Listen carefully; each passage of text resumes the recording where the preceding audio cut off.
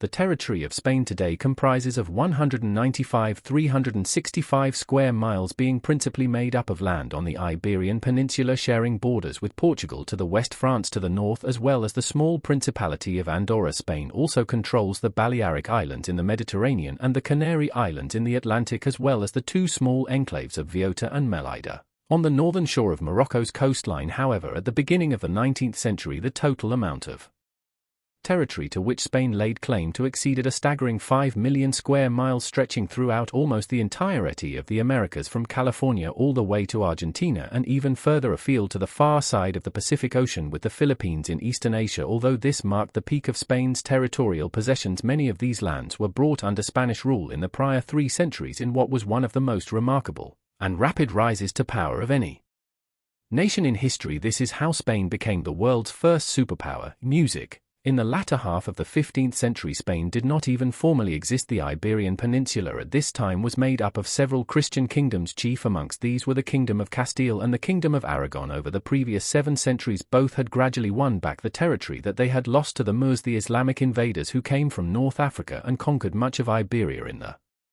early 8th century. In 1469, in an effort to join their two kingdoms in a dynastic union and further consolidate Christian power in the region, Queen Isabella I of Castile and King Ferdinand II of Aragon were married and effectively began a joint de facto rule of a unified Spain. With their kingdoms united, Queen Isabella and King Ferdinand were able to successfully complete the reconquest of the Iberian Peninsula in the name of Christendom by ousting the last remaining Muslim faction, the Emirate of Granada, in 1491. Having now secured their internal borders, the Catholic monarchs could now look to expand the dominions further afield and cash in on the burgeoning international trade routes that were developing to richer, more exotic locations overseas. This approach had already been adopted by Spain's neighbor Portugal. As early as the 1420s, they had explored much of the Atlantic Ocean and African coastline in search of a faster and cheaper sea route to the spice-producing East Indies, which was hoped would allow them to cut out the expensive Venetian and Ottoman middlemen who controlled the trade into Europe from Middle East and via the Mediterranean. It was against this backdrop that a Genoese sailor named Christopher Colombo, or Christopher Columbus as we know him today, arrived in the late 1480s with a proposal to find an alternative sea route to Asia. Being an already well-experienced navigator, Columbus championed a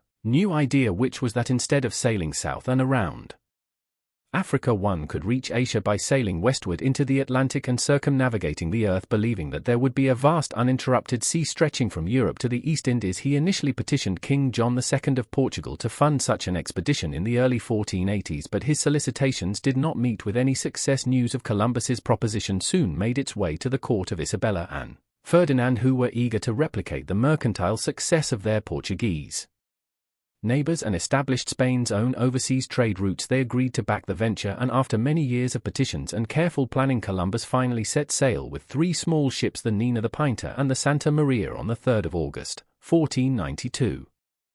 After a voyage of over 2 months, the ships made landfall on the morning of the 12th of October on an island which Columbus subsequently named San Salvador. Believing that he had in fact reached the East Indies, he also subsequently named native peoples on this island as Indians. They proceeded to explore further, charting much of the Bahamas, northern Cuba and Hispaniola, before returning to Spain in January 1493 with the news that lands yet to be claimed by Europeans had been discovered back in Europe. Isabella and Ferdinand were more than infused by the discoveries and quickly dispatched Columbus again on a second voyage, this one consisting of 17 ships. He subsequently charted much of the rest of the Caribbean, while a third voyage between 1498 and 1500 resulted in the first contact with the mainland of South America. It was at this point that Columbus realized that he had inadvertently discovered an entirely unknown continent. In his fourth and final voyage from 1502 onwards, Columbus sailed along much of the coastline of Central America when he died in 1506, possibly somewhat disappointed to have not found his proposed westerly sea route to Asia. He had nevertheless set in motion a series of events that would come to transform the history of the world. In the wake of Columbus's discovery, a major problem soon arose between Spain and Portugal as to who would ultimately have control and influence over these new lands. The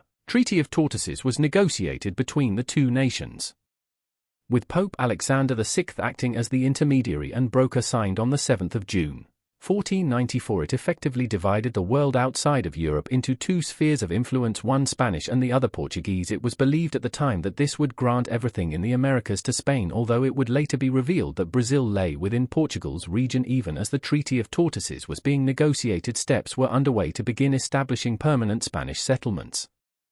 In the New World, the first was the city of Santo Domingo, established by Bartholomew Columbus, Christopher's brother, on the island of Hispaniola in what is now the Dominican Republic in 1496. From there a wide range of Spanish settlements were established across the Caribbean in the 1500s and 1510s. Cuba became the center of the burgeoning Spanish Empire in 1515 following the conquest of the island from the natives and the establishment of Havana. Meanwhile, exploration of the American mainland continued, and in 1513 the explorer Vasco Núñez de Balboa crossed the Isthmus of Panama and became the first ever European to set eyes on the Pacific Ocean. The development of the Spanish presence in the Caribbean was just a stepping stone towards a greater imperial drive. The centers of Native American civilization lay on the mainland, particularly in Central America, where peoples such as the Maya and the Olmecs had developed advanced civilizations over thousands of years. By the time the Spanish arrived, the preeminent native power was the Aztec Empire, which ruled much of what is now modern-day Mexico from their capital of Tenochtitlan, a vast city built on a lake and approachable only by huge man-made causeways. The Spanish at first began by exploring the Yucatan Peninsula in 1517, but soon reports of a rich and powerful empire lying somewhere to the west began to reach their ears. Armed with this knowledge, a conquistador by the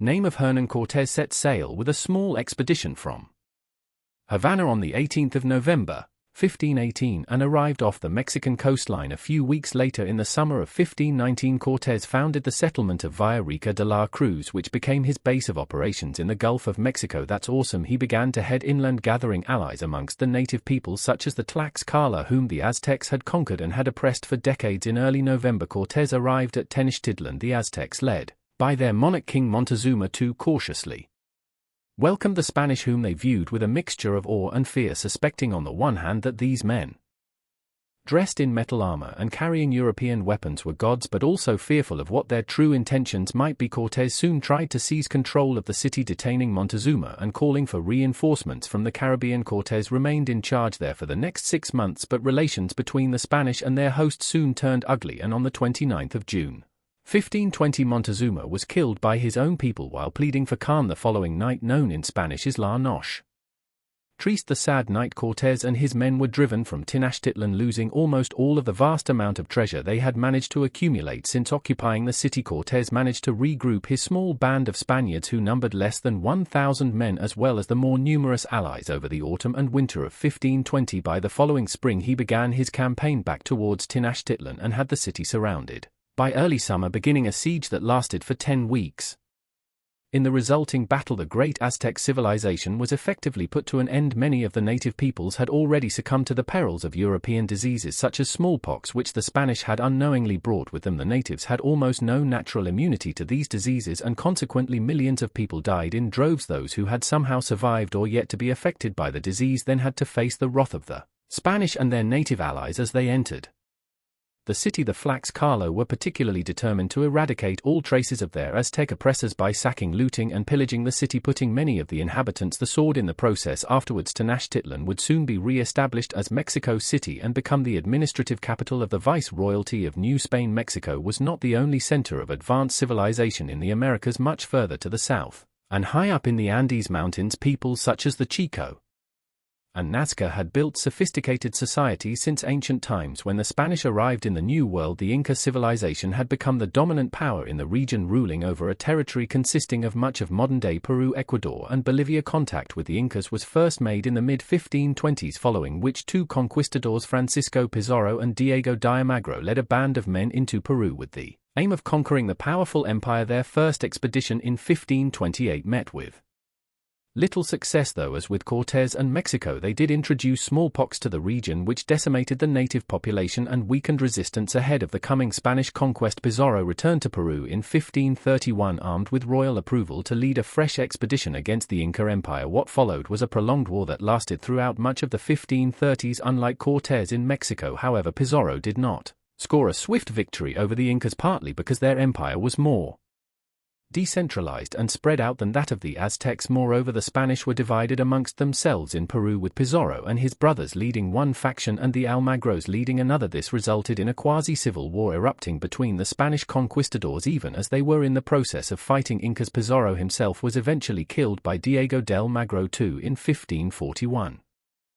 By that time the Spanish had established control over much of the region, which they were now governing directly from the newly founded capital at Lima. The Viceroyalty of Peru was established in 1542 as a counterpart to the Viceroyalty of New Spain. However, the Incas continued to offer resistance well into the 1570s. The conquest of these two great native civilizations and the establishment of the Viceroyalties of New Spain and Peru formed the cornerstones of Spain's empire in the New World during the 16th century. But there were also other developments. In the late 1530s, the Spanish explorer Hernando Risotto began a series of explorations along the northern frontier of New Spain. These saw him chart much of the territory across what is now the southern United States, from Florida, Georgia, and the Carolinas westwards through Mississippi, Louisiana, and Texas. There were advanced civilizations here, also mound-building cultures, living in considerable towns and cities like Itoa and Cahokia.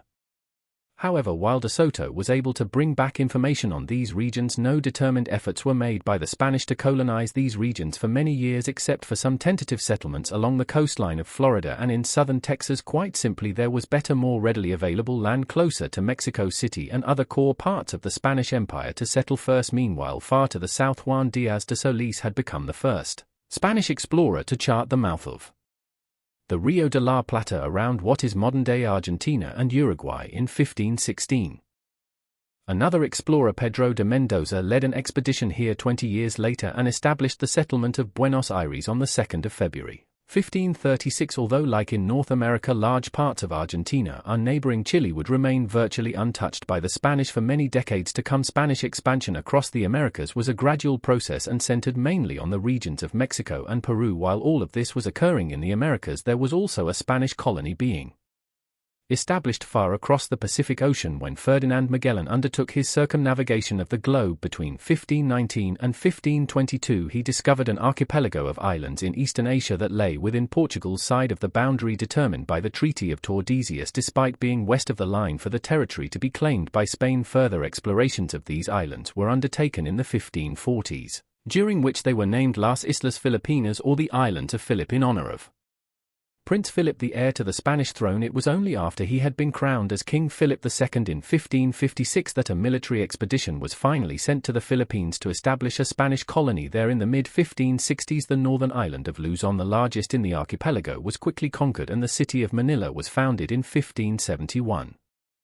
The Spanish did, however, face stiff resistance from the Muslim inhabitants of the southern island of Mindanao and adjacent smaller islands. Just as in the New World, Spanish rule over the Philippines was fragmentary right from the outset, with only Luzon effectively under complete control. Nevertheless, their settlement in the Philippines gave Spain a strategically important foothold in Asia in the East Indies. As the Spanish Empire continued to expand in the 16th century, it was recognized that immense sums of money would be required to finance the men and material needed in order to sustain Spain's claim to these new territories. Fortunately enough, shortly after the conquests of the Aztecs and the Incas, large gold and silver mines were discovered in Mexico, Bolivia, and Peru. The Spanish began mining these precious metals extensively and exploited the native peoples of the region, using them as forced labor, particularly at sites like Fedorico, near Potosi in Bolivia, a veritable mountain of silver discovered in 1545, which produced 80% of the world's supply. Over the next 2 centuries, this bullion was transported overland to ports like Cartagena in Colombia and then brought together in an annual treasure fleet which was sent back to Spain. So vast was the amount of gold and silver flooding into Spain's coffers that it caused a massive period of global inflation called the Price Revolution in the second half of the 16th century. As more and more Spaniards continued to arrive in the colonies, a complex society was beginning to emerge across the Spanish Empire. Most of those who set off from Spain for the New World in the 16th century were single men, often the younger sons of Spanish nobility seeking prosperity in the Americas. Conversely, very few women left Spain in this way, and so many of the Spanish men arriving in Mexico, Peru, and other regions married native women. As a result, a mixed race or mestizo population soon began to emerge across the empire. This was characterized by the dominance of Spanish as the spoken language and the prevalence of Catholicism in all aspects of colonial life, in addition to more Europeans coming to the Americas from the late 16th century onwards. An increasingly common sight was the arrival of slaves from Western Africa, particularly into the Caribbean, where the prosperous sugar plantations required many workers despite the seemingly never-ending supply of treasure being extracted from the colonies. By the beginning of the 17th century, there was already a decline in the amount of gold and silver arriving back in Spain. Moreover, the Spanish government was spending so much of this money on its wars in Europe that King Philip II had to declare bankruptcy 4 times during his reign. It was this poor governance and the diminishing supply of gold and silver from the New World which would ultimately lead to the beginning of the decline of the Spanish Empire. By this point, the Spanish conquests and territorial expansion in Americas had largely stopped, as there were no more major civilizations like those of the Aztecs or the Incas to subjugate. More importantly, however, it was the French, Dutch and English had begun to occupy much of the land across North America that had been claimed by Spain but had thus far been neglected to settle and colonize it properly. These 3 powers also began to threaten the Spanish dominance of the Caribbean during this time, as they fought for possession of many of the islands. England, for instance, wrestled control of Jamaica from Spain during the Anglo-Spanish War of 1654 to 1660. All of this was symptomatic of the growing stagnation of the Spanish Empire in the 17th century. By the turn of the 18th century, Spanish colonial society had matured to the extent that there were now settlements across the vast swathe of land from northern Mexico all the way to Chile and Argentina. Some regions remained largely unexplored, notably the arid Atacama Desert high up in the Andes, as well as the dense disease-ridden jungles of Guyana. These would continue to remain largely uninhabited by the Spanish. However, 2 areas which were experiencing increasing interest during the second half of the 18th century were California and Texas. In particular, the southwest of California was being explored by the Franciscan missionary Juniper Osera and his followers from the late 1760s onwards. Over the course of the next decade, they would establish a dozen missionary settlements along the coastline of California, which would later serve as the founding of the cities of San Diego, Los Angeles and San Francisco. Meanwhile, in the more established centers of Spanish colonial rule such as Mexico City, Lima, Buenos Aires and Santiago, there were growing divisions. There were effectively 3 classes of individuals living here. By the 18th century, the peninsulas were administrators and newcomers to the Americas who had been born in Spain. Criollos were people of Spanish descent who were born in the New World but to parents of exclusively Spanish heritage. Finally, they were the mestizos, people born in the Americas to a mix of Spanish and native ancestors. These varied groups were developing different allegiances to Spain, with mainly the criollos and the mestizos increasingly believing that the colonies would be better off ruling themselves. Even though the Spanish Empire had clearly stagnated by the end of the 18th century, it had not yet collapsed. It would be events in Europe, however, that would ultimately determine the fate of Spain's empire. By 1808, Napoleon Bonaparte, the Emperor of France, had decided to take direct control over Spain and install his brother Joseph as its king. This triggered a series of uprisings across South and Central America led by figures like José de San Martin in Argentina, Bernardo Higgins in Chile, Simon Bolívar in Venezuela and Colombia, as well as Miguel Hidalgo in Mexico. Between 1808 and 1810, a series of wars of independence broke out across all of these regions, with colonial nationalists seeking to use the opportunity created by France's occupation of Spain as a means of throwing off Spanish power in South and Central America altogether. They were, however, opposed by royalist and pro-Spanish elements within each of these countries, particularly by the peninsulas. Thus, these wars of independence became long protracted affairs which dragged on throughout the 1810s. Furthermore, once the legitimate King Ferdinand VII had reclaimed the Spanish story in 1813, Spanish state aid once again began to arrive in the colonies to suppress the rebellions. Nevertheless, in the face of this overwhelming adversity, Simon Bolívar managed to lead a successful revolution across Venezuela, Colombia and Panama, which led to the establishment of Gran Colombia as an independent state in 1819, which was formally ratified in 1821. He then campaigned further south, using his resources to liberate Peru from Spanish rule, with victory at the Battle of Ayacucho in December 1824. By that time, José de San Martin and others had already succeeded in establishing Argentina's independence from Spain in 1816. While Chile followed suit in 1818 with its declaration of independence, though the war against Spain there dragged on until 1826. Further to the north, after 11 years of intermittent warfare, Mexico left the Spanish Empire as well in 1821, briefly establishing itself as the First Mexican Empire, but was quickly followed afterwards by the First Mexican Republic in 1823. The revolutions of the early 19th century practically eroded Spain's vast overseas empire in its entirety, but a few pockets of territory remained under their control, which they subsequently guarded jealously for the remainder of the 19th century as the last vestiges of their national greatness. These included Cuba, Puerto Rico, and a number of other small Caribbean islands, as well as the Philippines in Asia. But as Spain became increasingly wrecked by political instability at home throughout much of the 19th century, these last remaining colonies began to experience guerrilla warfare and insurrection in attempts to achieve independence. In the end, it was the Cuban War of Independence, which began in 1895, which ushered in the final chapter of Spain's once mighty empire. The war there dragged on for several years, eventually leading to the United States intervening in 1898. The resulting Spanish-American War was a brief conflict in which Spain was roundly defeated and had to relinquish control over Cuba, Puerto Rico, and the Philippines, which all became U.S. dependencies to a greater or lesser extent, with the once vast and immensely rich Spanish Empire, which had begun with a chance discovery by a Genoese sailor, came to an end after 400 years.